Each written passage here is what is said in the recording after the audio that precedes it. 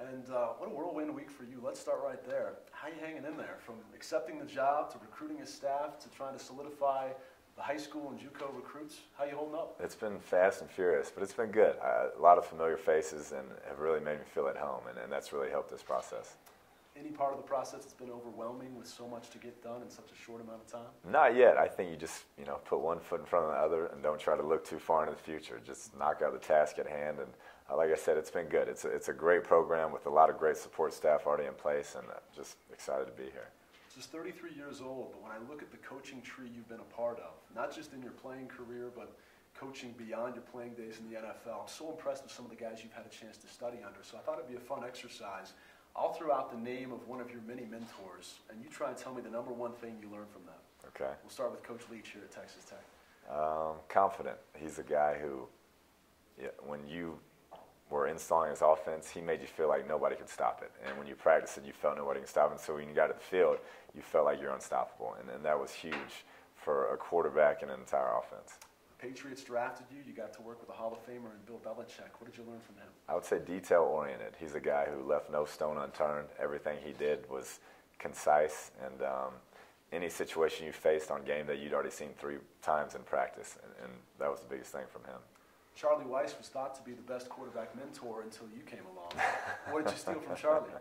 He still coached the best one of all time in Brady. But, he was a great quarterback teacher, quarterback mentor, and I thought he did a great job week to week being creative on his schemes. He's a guy who would change things week to week to really attack a defense. You were with Mike Shanahan in Denver. What did you learn from him? Great leader. I think every time he spoke, the men listened, and that's not easy to do at that level, but they had a great respect for him, and he got millionaires to do exactly what he wanted. In your coaching career, you had a chance to work briefly with Dana Holgorsen. What did you pick up from him? I think just be yourself. That was something I got from him. I think he's a guy who wears it on his sleeve, but has a great scheme, very creative in what he does, and he's very genuine, and the players see that and they respond well to it. And your most recent stop at Texas A&M and Kevin Sumlin. Yeah, just a great motivator of men and coaches. Treats you with respect. All he wants is your best, and he gives you his best, and gets you to play above and coach above the level you normally would. You've been a quarterback and a coordinator and a quarterback mentor, but you've never been a head coach. So maybe the best advice you could get would come from your father, Tim, who's been a very successful high school head coach. What has he told you about taking this next step? Yeah, he just said be yourself. Don't change who you are. Don't try to be somebody else. Do what's got you here, and that's been very comforting. The next quarterback you get a chance to work with is Michael Brewer. How much have you seen of him, and what are the attributes that you're most excited that he possesses? Yeah, I haven't seen a ton of his college work, but loved the kid in high school. Obviously, 3-time state champion, and the biggest deal with him that reminds me of Johnny is his ability to extend plays with his feet, and that's a huge attribute that both those guys have. So hopefully we can work him and get him to pretty close to that level. Between yourself and your playing career, Case Keenum at Houston, Johnny Manziel, is there a common denominator that every great quarterback needs to have?